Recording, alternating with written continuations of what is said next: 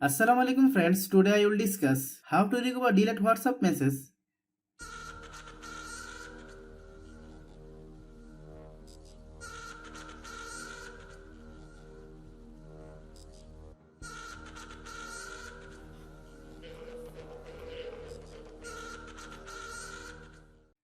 Open the WhatsApp.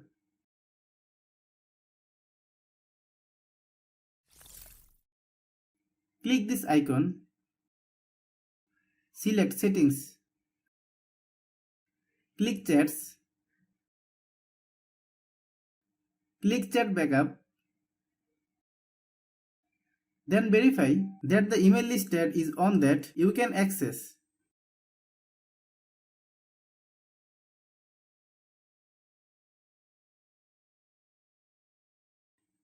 Click allow. Click backup.